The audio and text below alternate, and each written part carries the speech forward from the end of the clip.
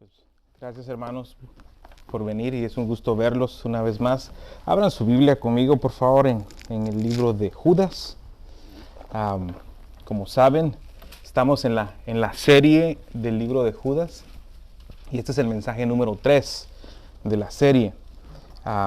Esta maravillosa carta que fue inspirada por el Espíritu Santo y ha sido de tanta bendición para la iglesia, ha sido de mucha bendición, nos trae tanta luz esta carta en medio de los tiempos que estamos viviendo.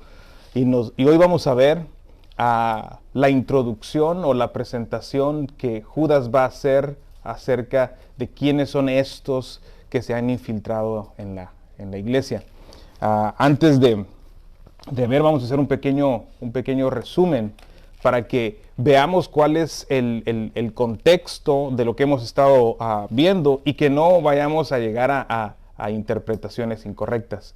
Siempre es bien importante esto, hermanos, que mantengamos en mente la intención original del autor. Eso es súper importante para nosotros. No queremos perder eso de vista. Por ejemplo, en el mensaje número 1, vimos las características del heraldo. Este es Judas, el que llegó y proclamó la verdad de Dios. También vimos las características de la audiencia de Judas. Vimos que ellos eran llamados, que ellos eran amados por el Señor. Ese fue el mensaje número 1. El mensaje número 2 se trató acerca de hecho, el mensaje número 2 es la parte número 1 de la introducción a la carta. Del motivo, introduciendo el motivo de la carta. ¿Okay? Y ahí vimos que Judas nos está llamando a contender ardientemente por la fe.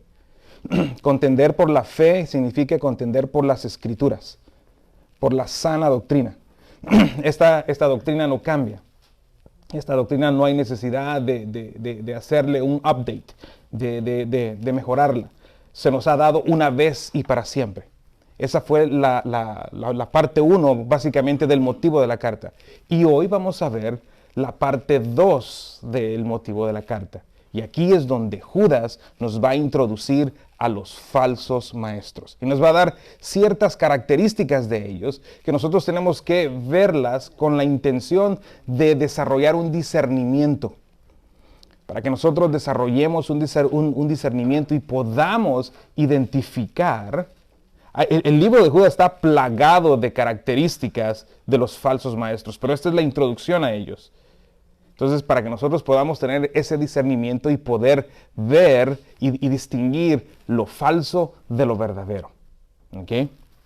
Yo sé que mi hermano ya oró, pero vamos a orar una vez más para que el Señor nos abra la mente, porque solo Él puede hacerlo, hermanos. Yo soy incapaz de poder transmitir. Cuando estaba haciendo esto, ¿quién es capaz de poder mostrar esta verdad tan grande y profunda? Ningún ser humano tenemos la capacidad de poder con el peso que la Escritura lo dice. Así que necesitamos al Espíritu Santo. Yo necesito al Espíritu Santo para que me dé la capacidad y la claridad de poder mostrarles a ustedes en la Escritura la intención que Él tuvo. Y ustedes necesitan al Espíritu Santo para poder entenderlo, para que penetre sus corazones, para que sean convencidos en sus mentes. O sea, que los dos estamos, ustedes y yo estamos en el mismo lugar. Necesitamos de Dios. Amén. Vamos a orar. Señor, es un privilegio y es una responsabilidad el poder predicar tu palabra. Estamos limitados. Yo estoy limitado, Señor. Mis hermanos también están limitados. Así que corremos a ti, Señor, en dependencia absoluta. Dependemos de ti. Yo dependo de ti para explicar tu palabra con claridad. Y mis hermanos dependen de ti para poder entenderla. Pero estamos seguros, Señor, que como hijos tuyos podemos llegar a entenderlo porque tú nos das el entendimiento. Señor, que podamos poner atención en estos 60 minutos que vamos a estar meditando y estudiando tu palabra, con el fin de que tú recibas la gloria y la honra y hagamos, Señor, lo que tú nos dices. Que nos sometamos bajo tu autoridad, como hijos tuyos que profesamos ser. En el nombre de Jesús. Amén. Ok. Antes de comenzar, ya hice el pequeño resumen, pero voy a dar una historia de un espía. Ok, sígueme. Dice, Eli Cohen fue fue reconocido como uno de los más exitosos espías de los tiempos modernos. Nació en Alejandría, Egipto, de padres judíos, sirios de Alepo, y contribuyó a actividades pro-israelíes en los años 50. Pero la parte más importante de su carrera comenzó cuando fue reclutado por la inteligencia militar israelí en 1960. Se le dotó de una identidad falsa, como un árabe sirio que volvía a Siria tras vivir en Argentina. Para establecer su coartada, Cohen fue a Argentina en 1961 y en el año siguiente se mudó a Damasco. Durante los siguientes años, usando el apodo de Kamel Amid Tzabet, Cohen se ganó la confianza de varios militares sirios y oficiales del gobierno y envió mensajes de inteligencia a Israel por radio, cartas secretas y ocasionalmente visitando Israel en persona. Su logro más famoso fue su viaje a las fortificaciones sirias de los Altos de Golán. En 1964, su control fue transferido a Mossad como parte de la reorganización llevada a cabo en los sistemas de inteligencia israelí. Ahora, las razones por las cuales he leído esta historia, esta es la historia de uno de los espías más famosos del mundo. Okay. Uno no está muy enterado de eso, nunca anda buscando información de esto. Yo me vi forzado a buscarlo. Okay. Pero me llama la atención porque un espía posee estas cualidades. Una, no sé si lo notaron, pero a él se le dio una identidad falsa. Él tenía una coartada, algo planeado. Él se ganaba la confianza de la gente. Él se infiltró sin ser detectado. Eso es lo que un espía hace. Un espía que tiene intenciones contrarias a donde se está infiltrando. Así que en mi exposición del día de hoy veremos los falsos maestros y podemos ver que estos también se infiltraron de maneras muy diferentes o muy similares, quiero decir, a un espía. Y esta es la razón por la cual Judas se ve forzado a escribir con tanta urgencia. Voy a tratar de mostrarles que esto es lo que a Judas le hace con urgencia y con determinación pedirnos que peleemos por la fe. Okay. Entonces, vaya conmigo al versículo 4 de Judas. Ahí estará toda mi exposición del día de hoy, en el versículo 4. Yo hubiese podido tomar versículo 3 y 4 y presentar eso como el motivo de la carta y hubiera estado bien, pero encontré tantos detalles en estos versículos que creo que vale la pena que los miremos. Y vamos a ir viendo cláusula por cláusula. Pero voy a leer desde el 1 hasta el 4 para que tenga contexto. Dice, Judas, siervo de Jesucristo y hermano de Jacob, a los llamados amados en Dios Padre y guardados para Jesucristo. Misericordia, paz y amor os sean multiplicados. Amados, por el gran empeño que tenía en escribiros acerca de nuestra común salvación, he sentido la necesidad de escribiros exhortándoos a contender ardientemente por la fe que de una vez y para siempre fue entregada a los santos. Versículo 4. Pues algunos hombres se han infiltrado encubiertamente, los cuales desde mucho antes estaban marcados para esta condenación. Impíos que convierten la gracia de nuestro Dios en libertinaje y niegan a nuestro único, soberano y Señor Jesucristo. Ese es el versículo en el que está basado mi mensaje. Hay 4 cláusulas ahí. Esas 4 cláusulas serán mis 4 puntos. Mis puntos van a ser la infiltración de los falsos maestros. Estos son los enemigos de la doctrina. Punto número 2, las advertencias hechas en el pasado acerca de ellos y su consecuencia. Punto número 3, la impiedad, o sea, su carácter. Judas nos muestra el carácter de estos falsos impíos, el carácter moral de ellos. Esta es su impiedad y su libertinaje.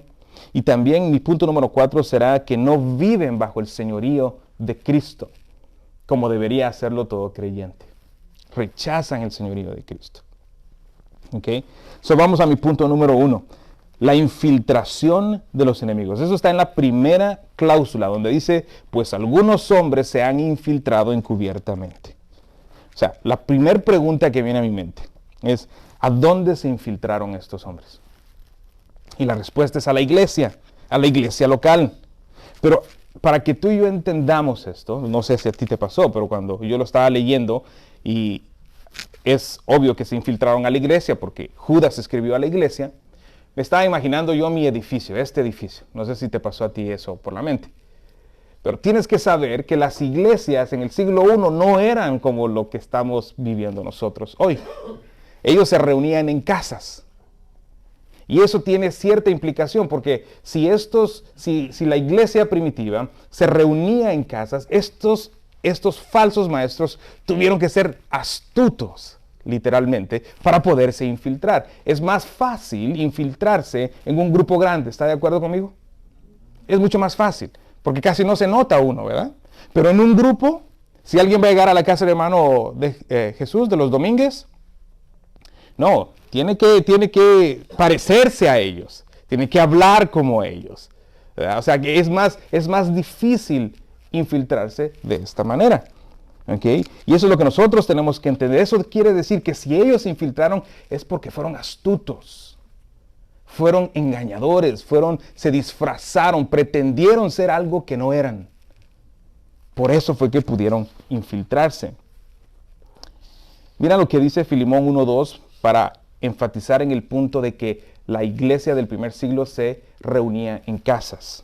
Esto fue en Colosas, Pablo escribiéndole a Filemón, dice, Pablo, prisionero de Cristo Jesús y hermano de Timoteo, y el hermano Timoteo, perdón, a Filemón, nuestro hermano amado y colaborador, y a la hermana Apia y a Arquipo, nuestro compañero de milicia, y a la iglesia que está en tu casa. O sea, que se reunían en casas. Primera de Corintios 16-19, esto fue en Corinto, lo anterior fue en Colosas. Dice, a las iglesias de Asia os saluda Aquila y Priscila, con la iglesia que está en su casa. O sea que ahí es donde ellos se reunían. Esta era la manera en que ellos se reunían, y lo más seguro es que estos falsos maestros, tuvieron que ser astutos para hacerlo. Ahora, la frase infiltrado encubiertamente que aparece ahí en tu Biblia, tiene la connotación de entrar a escondidas. Tiene la connotación de deslizarse dentro de un grupo sin ser notado en el idioma original. Eso es lo que quiere decir, alguien que se infiltra, alguien que sigilosamente lo hace. Eso es lo que hace un ladrón. Un ladrón entra sigilosamente a un lugar. No entra dando fanfarria de que está entrando a robar. Bueno, algunos. Pero generalmente alguien que quiere hacer daño lo hace sigilosamente. Es más, lo hace poco a poco, no es algo abrupto. Estos falsos maestros que se infiltraron no llegaron con un cartel colgado al cuello diciendo, yo soy un falso maestro y traigo herejías destructivas que les voy a enseñar. No, tuvieron que pretender ser creyentes. Es más, hermanos, yo creo que estos tuvieron incluso que profesar ser cristianos. Porque ¿cómo los iban a dejar entrar? No estoy diciendo que poseían una fe salvífica, porque como vamos a ver más adelante, un creyente no es el que profesa ser cristiano, sino el que da evidencias de esa salvación. Y lo vamos a ver aquí en el texto. Seguramente profesaron ser cristianos, pero no poseían esa fe salvífica. Es así como tuvieron que infiltrarse. Tuvieron que hablar como ellos, tuvieron que vestirse como ellos, tuvieron que verse como ellos, pasaron desapercibidos. Ese es el punto. En el idioma original eso es lo que quiere decir, alguien que se introduce sin ser percibido, sin que se note. ¿Okay? Hermanos, este disfraz, esta manera de actuar, este modus operandi, le podemos decir, la manera de operar, esta manera de operar es la manera de operar de Satanás y sus secuaces. Así es como él lo hace. Vaya conmigo a Génesis 3:1. Génesis 3:1 dice, y la serpiente era más astuta que cualquiera de los animales del campo que el Señor Dios había hecho. Y dijo a la mujer, la serpiente dijo a la mujer, ¿con qué Dios os ha dicho, no comeráis de ningún árbol del huerto? Y Génesis 3, del 1 al 6, tú ves esta conversación que Eva tiene con la serpiente. Y la serpiente termina envolviendo a Eva. La envuelve, pero entró disfrazada. Era Satanás que se disfrazó. Ese es el modo de operar del enemigo. Así es como él opera. Él no llega abruptamente diciendo, yo soy, o un falso maestro no entra abruptamente diciendo que es falso. Pretende. Esa es la manera de operar. Veamos otro ejemplo de este disfraz de parte de Satanás y sus secuaces. 2 Corintios 11, 13 al 15. Pablo aquí está defendiendo su apostolado y esto dice él acerca de los que se autoproclaman superapóstoles o apóstoles. 2 Corintios 11, 13 al 15. Dice, porque los tales son falsos apóstoles, obreros fraudulentos. Escuche el vocabulario, que se disfrazan como apóstoles de Cristo. Y no es de extrañar, dice Pablo, pues aún Satanás se disfraza como ángel de luz. Por tanto, no es de sorprender que sus servidores también se disfracen como servidores de justicia, cuyo fin será conforme a sus obras. Se disfrazan como hombres de Dios. Es decir, que tienen apariencia de hombres piadosos, pero no lo son. Hermanos, nosotros no podemos dejarnos guiar por las apariencias. El traer un traje limpio, blanco, no significa que eres un hombre de Dios o que el que está detrás de un púlpito. Este mensaje trajo tanta convicción a mi vida porque está hablando de mí en un sentido. Está hablando de mí. Dios les está dando a ustedes las herramientas, los está equipando para que ustedes puedan identificar a hombres como yo. ¿Sí me explico? Para que ustedes puedan identificar a los que nos paramos detrás de un púlpito y que hablamos de parte de Dios y que ustedes no se dejen guiar por lo que ven aquí. Porque esto no es ser un cristiano. Las apariencias no lo son. No lo son. Creo que no tengo que convencerlos de eso. Hemos visto hombres que por fuera se miran tan impecables y por dentro siguen en sus pecados. ¿Cómo lo sabemos? Porque los acusan. Estoy hablando de predicadores, de pastores, de maestros, que terminan en prisión. ¿Han escuchado de la luz del mundo? Esta luz del mundo es una secta que tiene millones. Millones, no es una secta pequeña. Es una secta que tiene millones. Su pastor, su apóstol, mejor dicho, que no existe tal cosa hoy en día, está en prisión actualmente. Tiene 26 casos, 26 acusaciones de violación, pornografía, violación a menores. Y el hombre por fuera se mira impecable. Estuve viendo unas fotos de él, es impecable. Incluso hasta dudé en traer este traje tan blanco el día de hoy, que él usa de esos. Pero no es la apariencia, hermanos. Ese es el punto. No es la apariencia. Vamos a ver cuáles son las características de estos falsos maestros. Estos falsos maestros pretenden ser predicadores de la sana doctrina y del evangelio, pero no lo son. No lo son.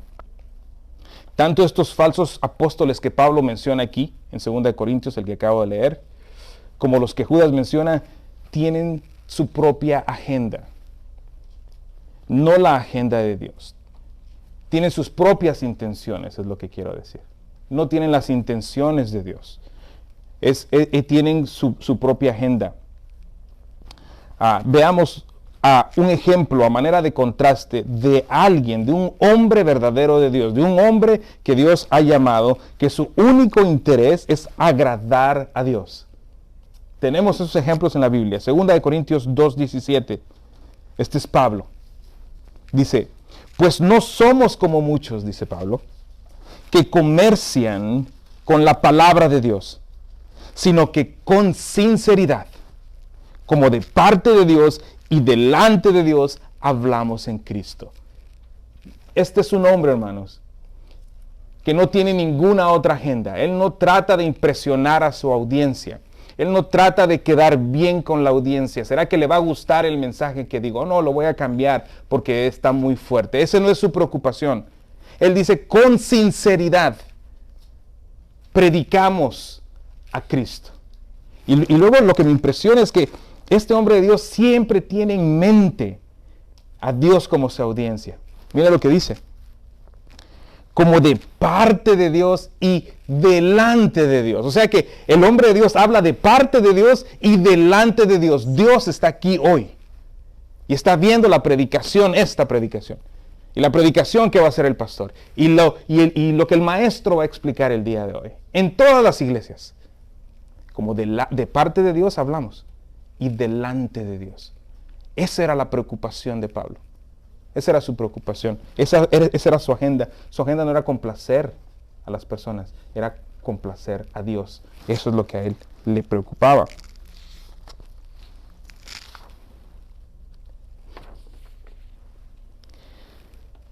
Ahora les voy a dar un ejemplo de alguien. Tengo muchísimos ejemplos. Pasaríamos horas aquí hablando de los malos ejemplos. De aquellos hombres que se han infiltrado a la iglesia de Cristo y han infiltrado herejías, errores doctrinales y que hoy están fuera de control. Pero voy a mencionar uno. Escogí uno. Su nombre es Charles Fox Parham. Charles Fox Parham. Este hombre nació el 4 de julio de 1873 y murió en 29 de enero de 1929. Este fue un predicador evangelista americano. Junto con William J. Seymour, fue uno de los dos figuras centrales en el desarrollo y la difusión temprana del pentecostalismo aquí en Estados Unidos. Fue Parham que asoció la glosolalia o la creencia del don de lenguas con la llenura y el bautismo del Espíritu Santo. Esta doctrina se encuentra en el libro de los Hechos, pero Parham y Seymour la torcieron. Parham fue el primer predicador en formular la doctrina distintiva del pentecostalismo de lenguas y amplió el movimiento. Esto fue en 1906. 1906. Fue hace más de 100 años.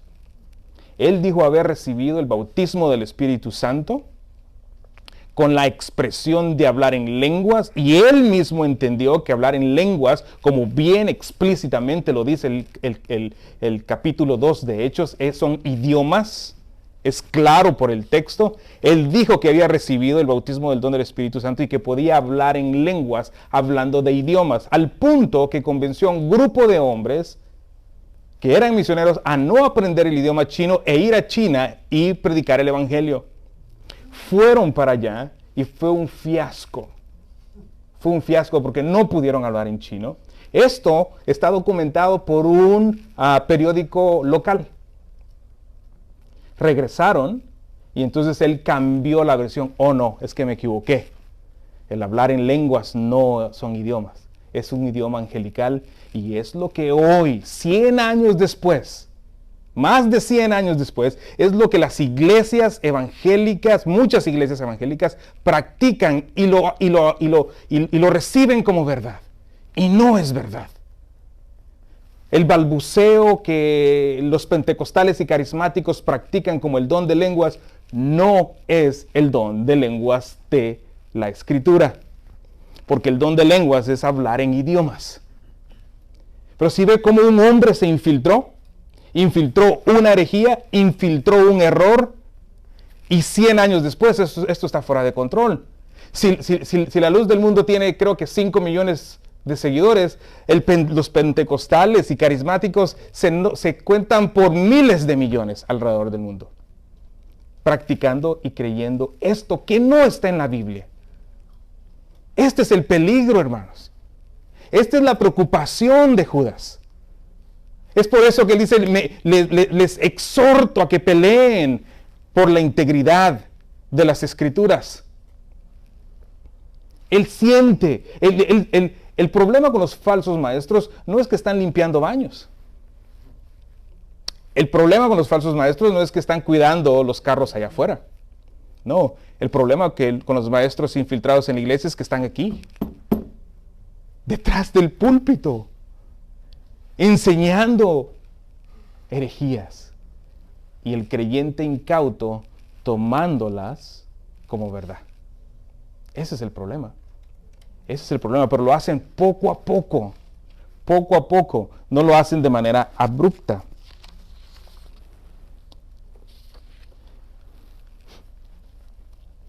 Escuche esta advertencia del apóstol Pedro, en 2 de Pedro 2:1. Pero se levantaron falsos profetas entre el pueblo, así como habrá también falsos maestros entre vosotros, los cuales encubiertamente, dice, introducirán herejías destructoras.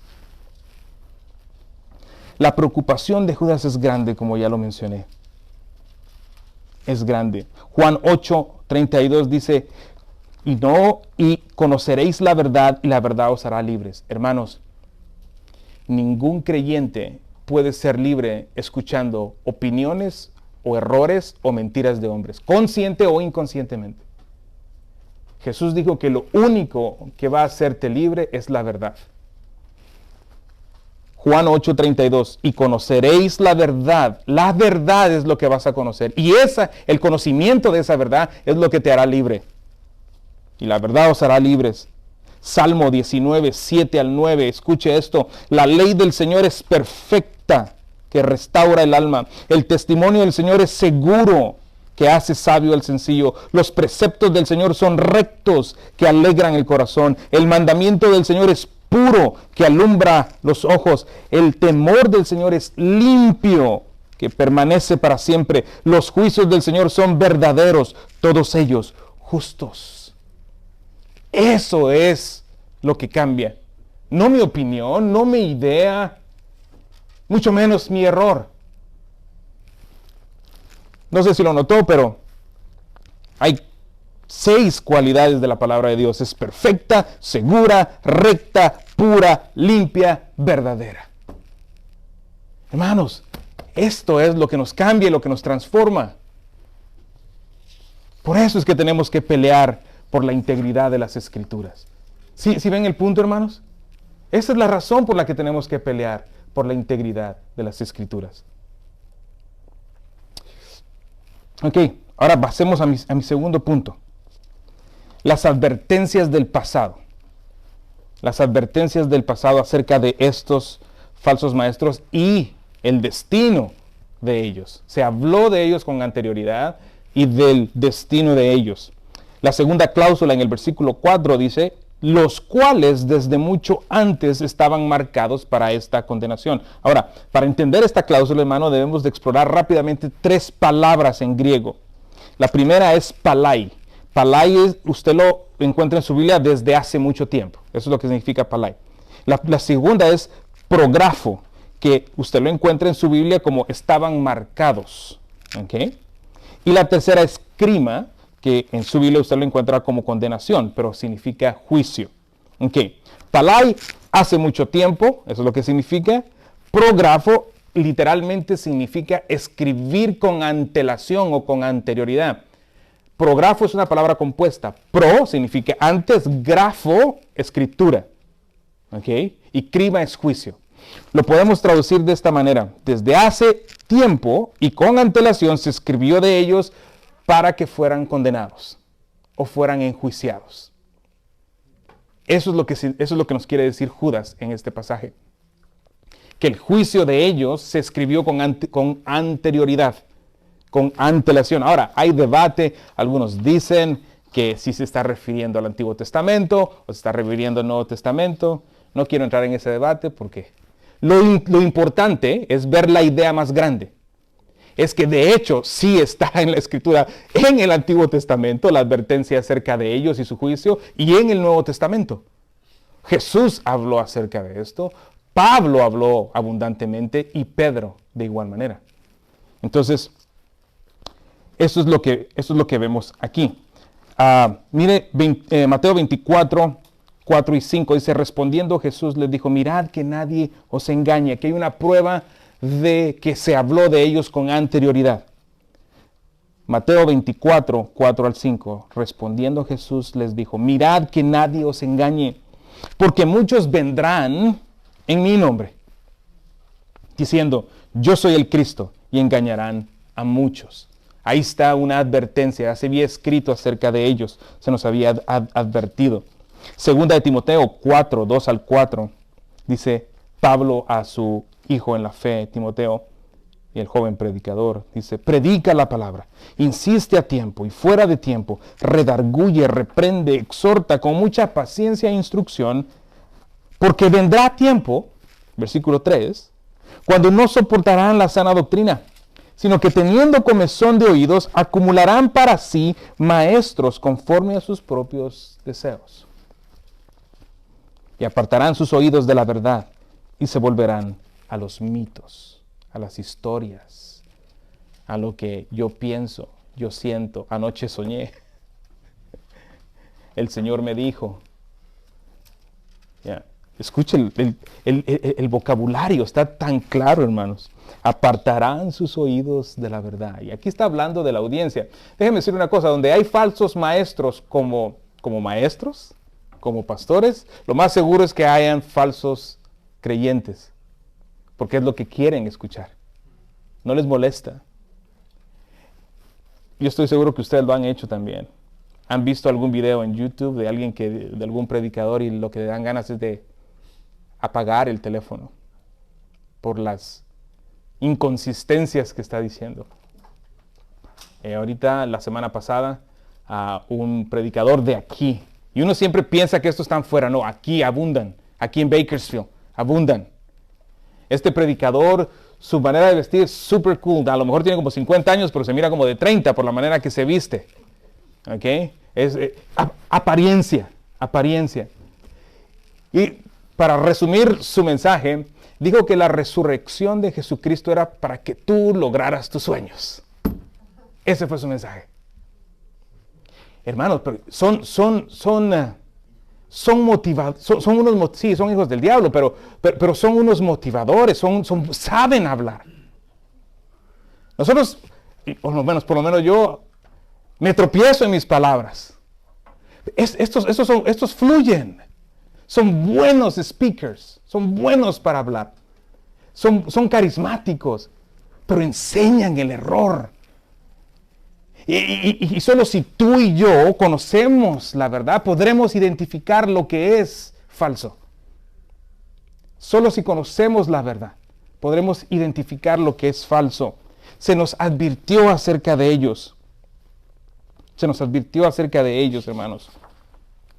Pedro también nos advirtió en su segunda carta, capítulo 2, del 3 al 6. Escuche esto. Dice, y en su avaricia os explotarán con palabras falsas.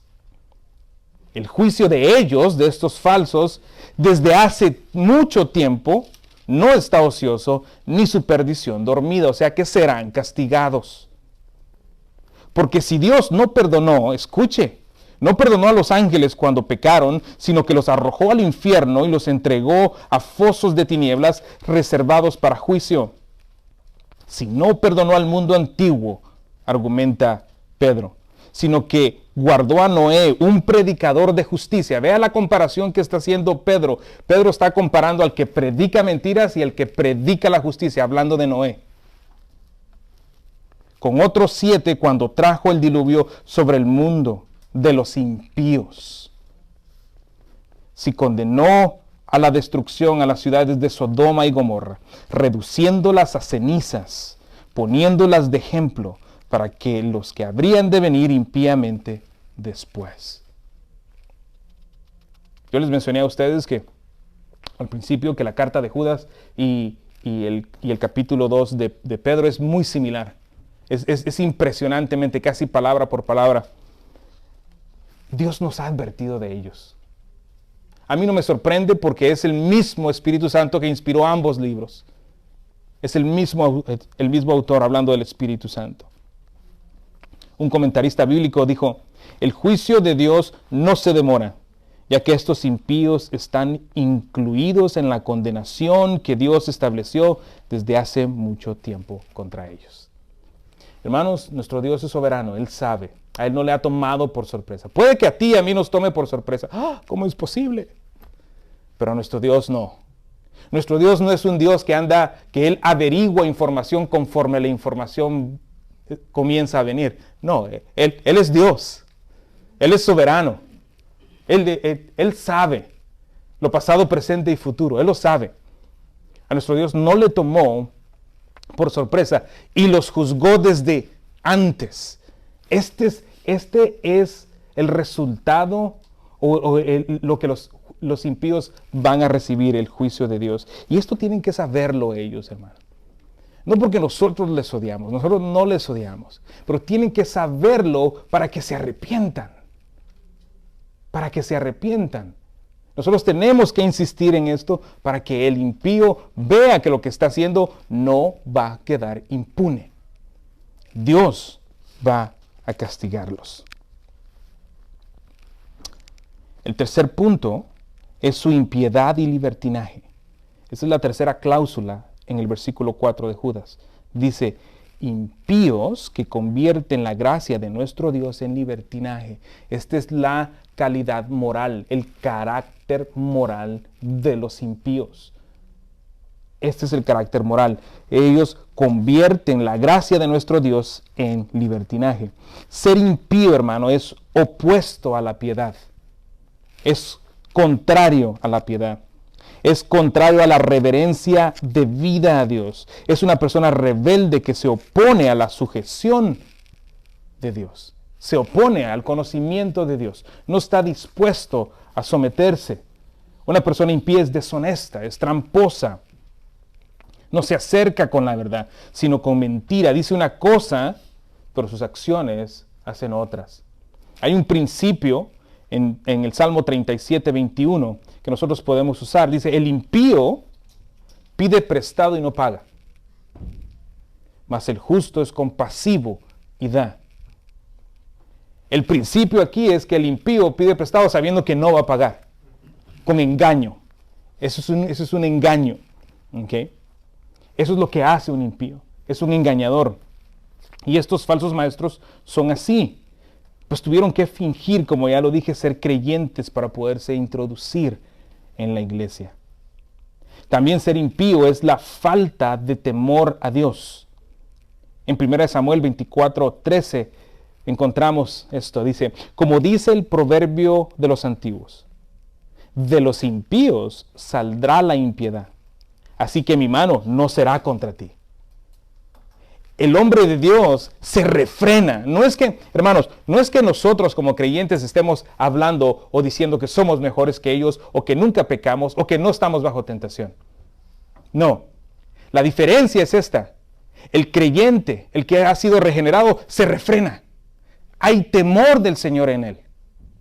Le refrena. Estoy seguro que usted tiene sus luchas, usted tiene sus tentaciones como yo las tengo. Pero hay algo que nos detiene a no llegar a hacer esto. No, el impío no. El impío no. Dice: del impío saldrá la impiedad. El impío peca, no tiene el menor temor. No tiene el menor refreno. Eso es ser un impío. Los habitantes de Sodoma y Gomorra, Dios los cataloga como impíos. Génesis 18:23. Dice: se acercó a Abraham y dijo: ¿destruirás también al justo con el impío? La implicación es que habían impíos, esos eran impíos, los de Sodoma y Gomorra. Esta es la descripción, hermanos, del estado espiritual de estos falsos maestros. Están espiritualmente muertos. En el Salmo 1, del 1 al 6, encontramos esta comparación perfecta.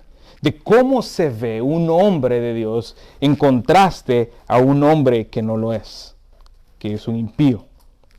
Salmo 1, del 1 al 6. Todos conocemos este salmo. Es uno de nuestros favoritos. ¿Ok? Dice, cuán bienaventurado es el hombre que no anda en el consejo de los impíos, ni se detiene en el camino de los pecadores, ni se sienta en la silla de escarnecedores, sino que, o sea, lo contrario, el si no es lo contrario, es lo opuesto que él hace, sino que en la ley del Señor se deleita, y en su ley medita de día y de noche. Será como árbol firmemente plantado junto a corrientes de aguas, que da su fruto a su tiempo, y su hoja no marchita, y todo lo que hace prospera. Versículo 4. No así los impíos. No así los impíos, que son como paja que se lleva el viento. Por tanto, no se sostendrán los impíos en el juicio, ni los pecadores en la congregación de los justos. Porque el Señor conoce el camino de los justos, mas el camino de los impíos perecerá. Hermanos, en esta lista vemos lo que el hombre piadoso hace. El hombre piadoso no anda en el consejo de los impíos, no se detiene en el camino de los escarnecedores o pecadores. En la palabra del Señor se deleita, en la palabra del Señor medita. Por el contrario, el versículo 4, cuando dice no así los impíos, significa que ellos no hacen todo esto. Ellos están, mejor dicho, en el consejo de los impíos. Ahí es donde ellos están. Ellos se detienen en el camino de los pecadores, de los escarnecedores. Ellos no se deleitan en la palabra de Dios, mucho menos meditar en la palabra de Dios. Esa es la comparación que podemos ver aquí en este salmo. La comparación de cómo se ve un hombre piadoso a un hombre impío, un hombre justo. Hermanos, tengo que recalcar esto. La justicia del hombre, del creyente, la justicia del creyente no es una justicia propia. Este hombre del Salmo 1 no es porque es un superhombre. No es un hombre mejor que otro hombre. Es la gracia de Dios, la gracia salvadora de Cristo que está en él, la regeneración que ha obrado en el creyente, que nos hace hacer así. Cuando somos nuevas criaturas, en 2 Corintios 5:17, nos dice que somos nuevas criaturas, que las cosas viejas pasaron, que aquí todas son hechas nuevas. El creyente que ha sido regenerado por Dios tiene nuevos deseos, tiene nuevas inclinaciones. Él desea leer la palabra. Él se deleita leyendo la palabra de Dios. El hombre de Dios y la mujer de Dios. Cuando digo el hombre de Dios, me estoy refiriendo a ambos, ¿ok? El hombre de Dios rechaza el pecado. No por una justicia propia que tengamos, sino la justicia que ha sido imputada a nosotros de Cristo. Esa justicia que nosotros no tenemos, por eso es que nos somos transformados. ¿Por qué nosotros después de odiar? Porque todos éramos impíos, déjame le digo. Alguien pudiera decir o desasociarse de ellos, decir, wow, estos cuates sí son malos. Pero déjeme decirle que usted y yo estábamos ahí. Exactamente ahí. Si nosotros hoy somos salvos, es simple y sencillamente por gracia. Si en usted está el deseo hoy de perseverar, de amar a Dios, de perseguir la santidad, de deleitarse en su palabra, no es porque usted sea bueno en sí mismo, intrínsecamente, no viene de usted. Es la regeneración que está obrando en usted, es el Espíritu Santo de Dios que vive en usted, que le está poniendo esos nuevos deseos. Podemos tener esa tendencia a decir, wow, sí, estos son malos, pero recordemos, hermanos, que de ahí nos sacó el Señor a nosotros. Es por eso que tenemos que hablar de esto con ellos, para que ellos tengan la oportunidad de arrepentirse. Amén. Ok.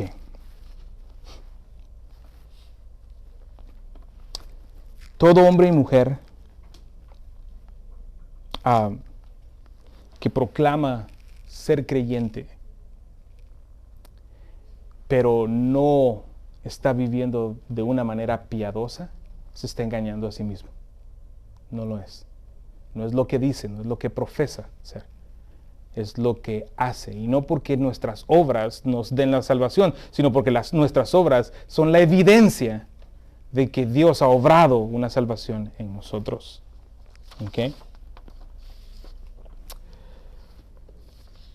Ahora, Judas nos dice aquí cuál es el resultado de esa impiedad en ellos. Vea conmigo otra vez en el versículo 4.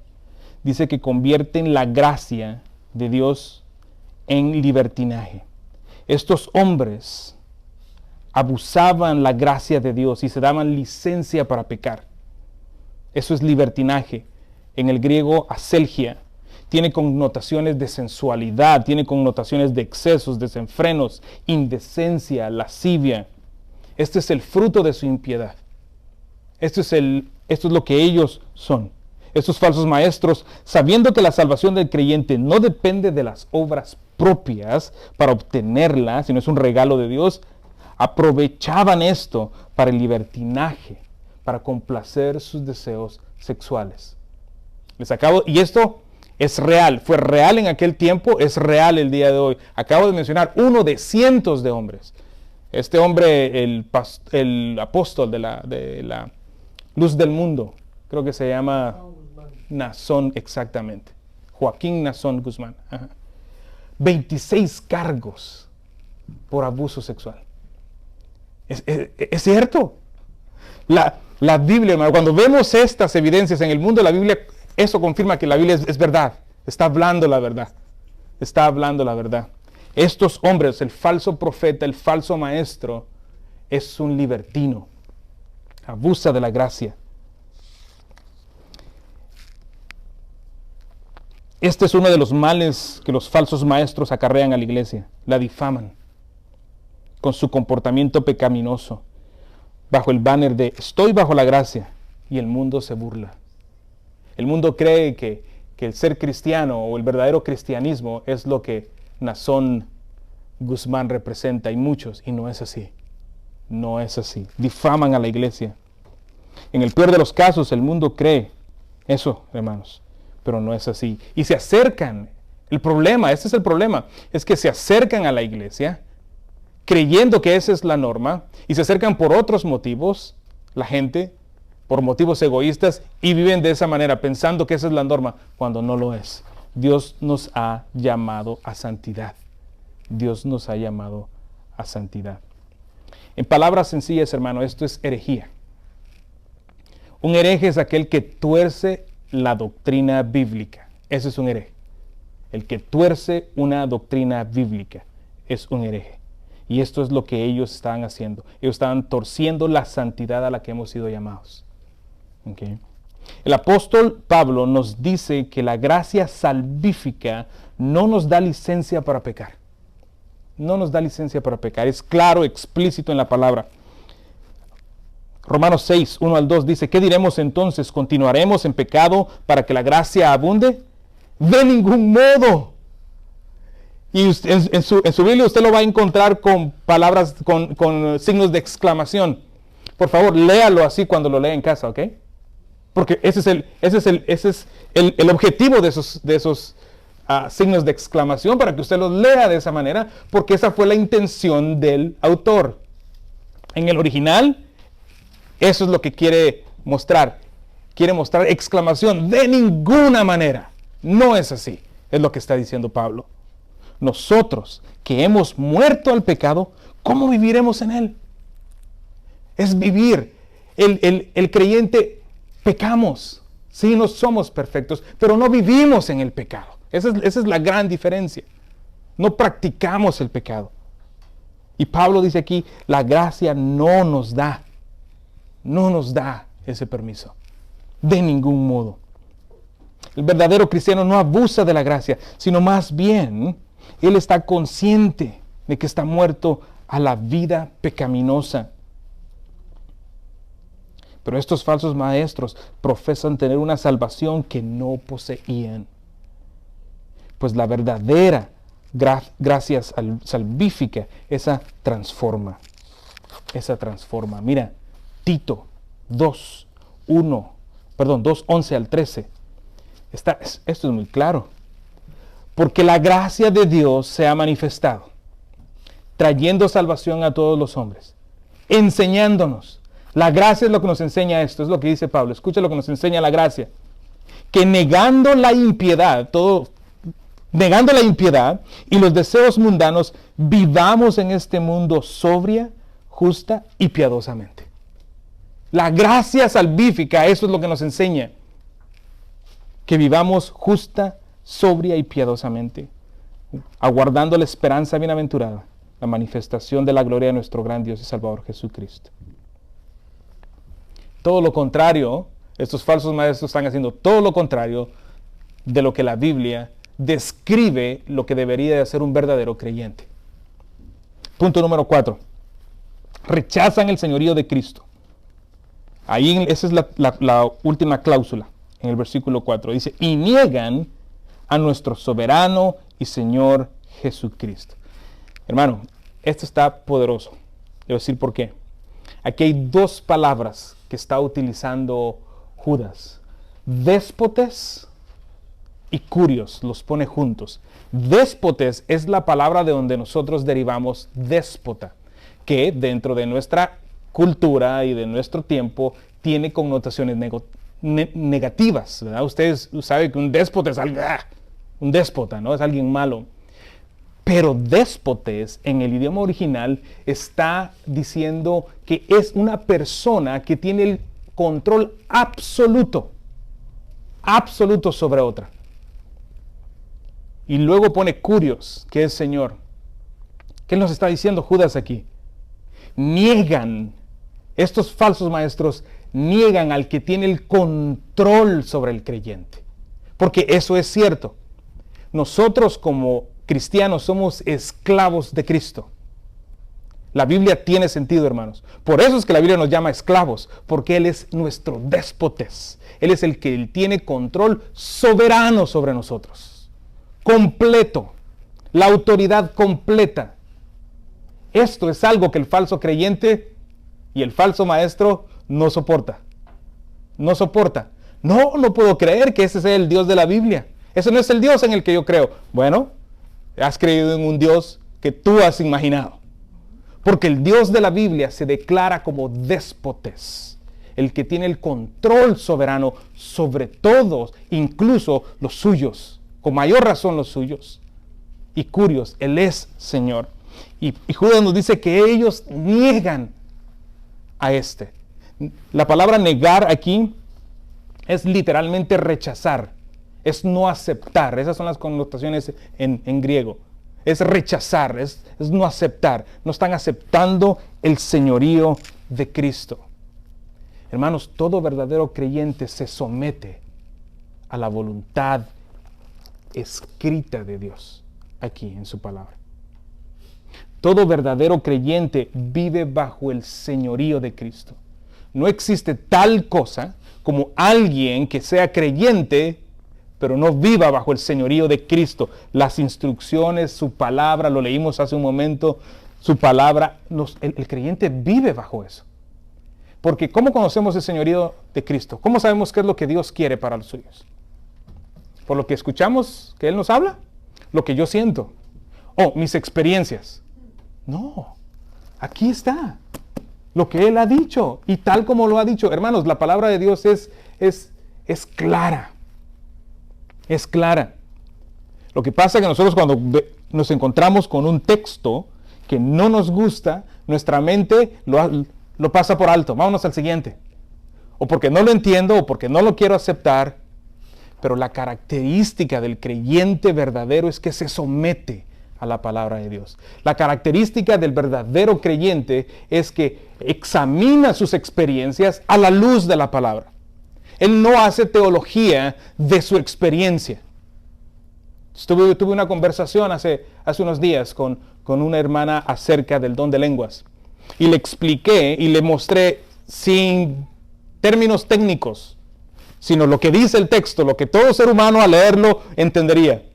Y me dice, sí, yo sé lo que dice ahí, pero mi experiencia nadie me la quita. Eso eso es no someterse al señorío de Cristo. Cristo lo está poniendo claramente en su palabra y ahí dice sí, pero no. Es exactamente lo que los falsos maestros están haciendo. Hermano, examinémonos nosotros a manera de aplicación. Examinémonos nosotros. Si cuando encontramos una parte de la Biblia, hermanos, yo no estoy negando que como creyentes podamos ver un texto y decir, esto tengo que meditarlo, tengo que pensarlo. No es que no lo rechaces, pero es que no lo entiendo, necesito estudiarlo. Perfecto, eso es normal.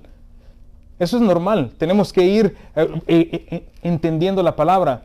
Pero últimamente el creyente se somete a Dios. Se somete a Dios sin preguntar. Imagínense esto.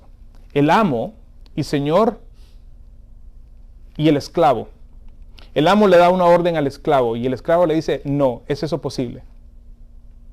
Eso es improbable, es imposible. Ningún esclavo, hablando del siglo I, o del siglo de la esclavitud en la Biblia, podía hacer tal cosa. Eso era inconcebible. Inconcebible. Por eso es que la Biblia habla en esos términos. A nosotros nos cuesta, hermanos, porque cuando leemos la Biblia, siempre leemos siervo, siempre leemos ahí que somos hijos de Dios. Y es cierto, somos hijos de Dios. Pero no podemos dejar a un lado, hermanos, que Él es nuestro soberano. Él tiene el control de nuestras vidas. Si tú tienes hoy una enfermedad, es porque Él tiene un plan con esa enfermedad.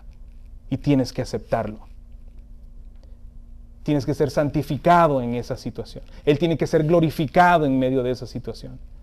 Pero el falso creyente y el falso maestro no aceptan eso. Hace un par de años, una cantante cristiana estaba orando por otro cantante cristiano para que fuera sano, y al final de su oración dijo, y no aceptaremos un no por respuesta, dirigiéndose a Dios. Eso es soberbia. Ese no es el Dios de la Biblia. No sé a qué Dios le estaba orando. Yo creo que Dios se rió ese día, mucho. Ese no es el Dios de la Biblia. Tú no le hablas así a Dios. No. No cabe en mi mente, hermano, que un esclavo le hable así a su amo. Es inconcebible. Tenemos que entender y saber quiénes somos. Nuestro amo es Dios, es Cristo, y nosotros nos sometemos a Él. Nuestro déspota, hermanos, no es como el déspota del mundo. Un déspota de un mundo es cruel, el nuestro no es cruel. Nuestro Dios no es cruel con nosotros, pero seguimos siendo sus esclavos. Y es un placer ser su esclavo. No es una carga ser su esclavo. Para el no creyente sí lo es. Pelean con la autoridad de Cristo. Con eso pelean. Y esa es otra de las características de los falsos creyentes. Jesús dijo en Juan 13:13, vosotros me llamáis maestro y Señor, y tenéis razón, porque lo soy. Lo afirma. Él es nuestro Señor. Estos falsos maestros, hermanos, quedan reprobados por su enseñanza y su condición espiritual, y por eso serán juzgados y condenados. Nosotros lo que tenemos que hacer es tener nuestros ojos abiertos. Hemos visto unas características. Mientras sigamos en estos mensajes, vamos a ver más características acerca de ellos, con el fin de desarrollar, hermanos, que seamos diligentes y que podamos identificar a estos falsos maestros, que tengamos el discernimiento para poderlos conocer y hablarles y poder exhortarlos a que se arrepientan, porque puede ser que el Señor les conceda el arrepentimiento.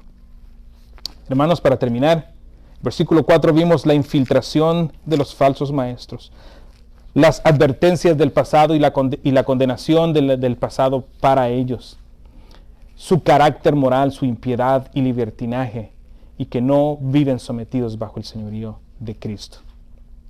Ahora, lo que no te conté de la historia con la que comencé al principio, de este espía, No, no te conté cómo terminó, déjate cuento. Dice, en enero de 1965 fue hallado infraganti por expertos soviéticos, enviando mensajes de radio, y por este hecho fue condenado por espionaje. A pesar de los esfuerzos internacionales para que Siria cambiase la sentencia de muerte, acabó siendo ahorcado públicamente en la plaza de Marge de Damasco. Su cuerpo se mantuvo colgado durante 6 horas, con un cartel en el que se describían sus crímenes y su servicio al enemigo.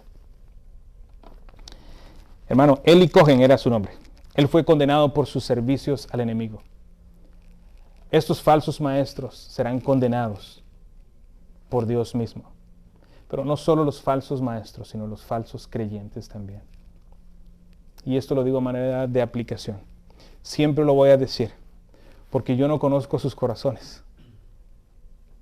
Examina tu corazón a la luz de la Biblia, no a la luz de tus experiencias, no a la luz de lo que profesas, no a la luz de lo que profesas. Un creyente no es alguien que profesa ser cristiano. No es alguien que ha recibido a Cristo en su corazón. Eso es otra de los errores. Eso no existe en la Biblia. Sino alguien que da evidencias de que Dios lo ha pasado de muerte espiritual a vida y ahora tiene un nuevo deseo por las cosas de Dios, por la piedad, por la santidad. Examina tu corazón. Puede ser que estés en medio de nosotros. Esto hace examinar que yo me examine mi corazón. No solo como creyente, hermanos, como predicador. Dios les ha dado a ustedes las herramientas para que ustedes me inspeccionen a mí. Eso es lo que ese era el objetivo de Judas. Y a mí y a todos los que nos paramos detrás de un púlpito. Hagámoslo con diligencia, estudiemos la palabra, hermanos. Estudiemos la palabra para saber identificar lo incorrecto, lo falso de lo verdadero. Hablando de la persona que a lo mejor no conoce a Cristo, bíblicamente, al Cristo de la Biblia. Si tú ves y examinas en tu corazón que hay más evidencias de impiedad que de piedad, arrepiéntete. Arrepiéntete. Y ven a Cristo en arrepentimiento y fe, un arrepentimiento genuino, un arrepentimiento que abandona el pecado y abraza a Cristo, que confía plenamente en la obra redentora que Él hizo en la cruz del Calvario por pecadores como tú. Hazlo, porque de lo contrario serás condenado al infierno por la eternidad. Pero Cristo te está mandando hoy a deponer tus armas, a que te rindas y lo hagas. Hermanos, este fue un mensaje bien sobrio para mi vida. Espero que lo haya sido para ustedes, lo que Judas quiso transmitirnos con el fin de que luchemos por la fe. ¿Pueden ver ustedes la urgencia de Judas, hermanos? ¿Por qué nos anima y nos exhorta y se vio forzado a escribirnos a contender por la fe? Porque estos son los hombres que han entrado a la iglesia y tenemos que desenmascararlos. Amén. Vamos a orar. Padre, te damos gracias en esta mañana por tu palabra, que es luz a nuestro camino, que es lámpara a nuestros pies. Gracias, Señor, porque nos dices la verdad de la mentira. Nos equipas para que no seamos engañados. Ayúdanos a buscar en nuestro corazón y a la luz de tu palabra, no de nuestras experiencias, sino de tu palabra, si hay evidencias de nuestra salvación. Pablo nos anima a que chequeemos nuestra fe, nuestra condición, para ver si seguimos en la fe. Ayúdanos, Señor. Ayúdanos a orar por estos falsos maestros, Señor, y concédeles tú el arrepentimiento. Abre tú sus ojos. Abre tú sus ojos. Ellos no son nuestros enemigos, son tus enemigos. Abre sus ojos, Señor, para que vengan a la fe salvífica, a la gracia salvífica, no por obras, sino por lo que tú haces en el corazón del pecador. Lo pedimos todo para la gloria de tu nombre. En el nombre de Jesús.